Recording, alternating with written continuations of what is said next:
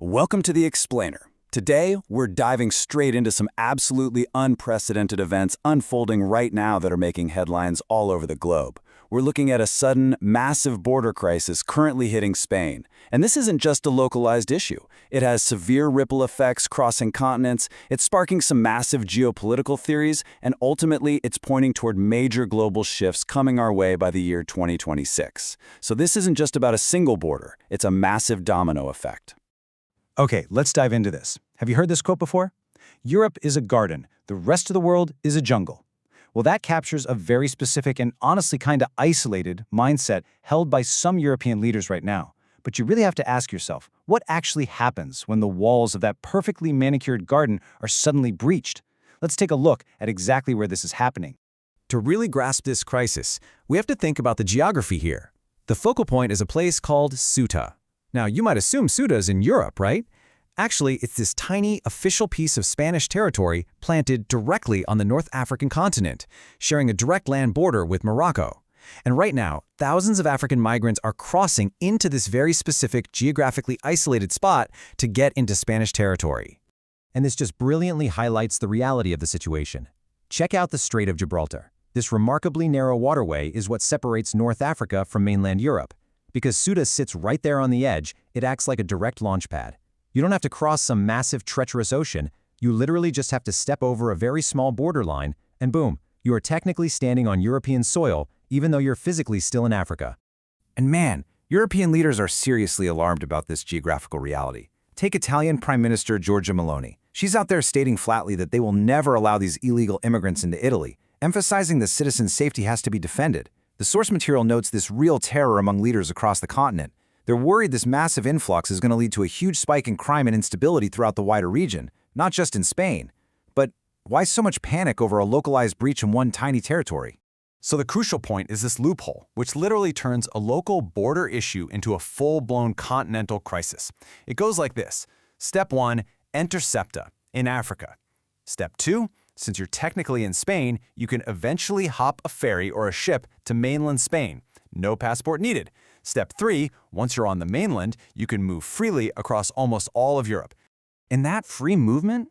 It's all thanks to the Schengen zone. It's basically a European system of totally open borders. Once you step foot inside a participating country, like Spain, those internal borders just vanish. You don't need a visa to travel to France or Germany or Poland or anywhere else in that zone. You're just in. To put that into perspective, the source contrasts the European Union with the Indian subcontinent. Over in the Indian subcontinent, if you want to move between neighboring countries like India, Pakistan, or Bangladesh, you're dealing with incredibly strict visas and intense border checks. You definitely can't just walk across. Europe's completely open internal borders make it incredibly unique structurally. But as this crisis shows us, it also makes the entire continent highly vulnerable if just one single external entry point gets compromised. So how is Spain handling this? Well, they're finally deploying their military. But American media and international experts, they're actively mocking how delayed this response was. The source uses this really powerful idiom, the birds have already eaten the crops. Basically, it's way too late. The territory has already been breached by thousands, and experts are terrified these folks will simply blend in, hide out, and eventually make their permanent move to mainland Spain. Section 1. The geopolitical chess match, a European retaliation theory. All right, let's pivot from that local border breach to some of the massive, macro-level geopolitical theories floating around right now. Let's explore a major retaliation theory currently circulating within Europe regarding why this sudden surge is happening at this exact moment. So the source draws a really stark contrast here.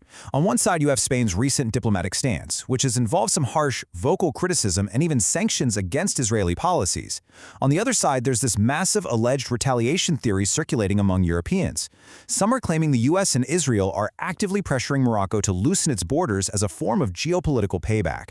Now, to be absolutely clear, we are just neutrally explaining the claims from the source material here. We are not taking any sides, but it's a theory gaining a lot of traction. Now, what's really interesting about all this is the specific breakdown of the theory.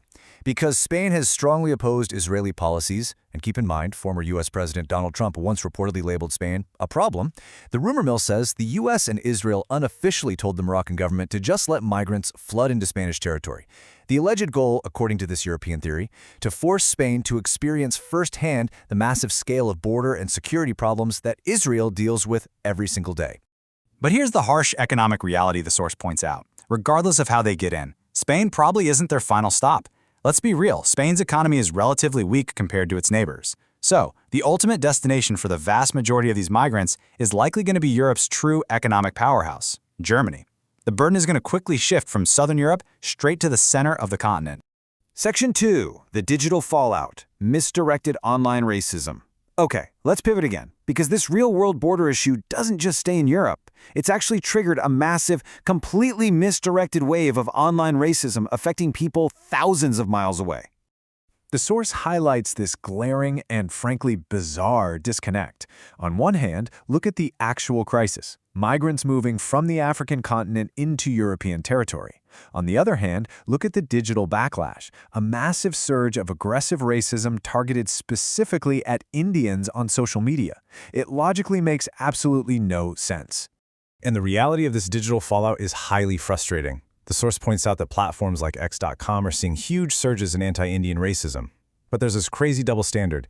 If someone criticizes Africans or Europeans, their accounts get swiftly banned. But when Indians are targeted, complete lack of intervention, total silence from the platforms. The source is deeply frustrated that the Indian government is staying quiet on this too, emphasizing that this unchecked digital toxicity negatively impacts all Indians, absolutely regardless of your politics or what region you're from. Section 3. Future-proofing in 2026.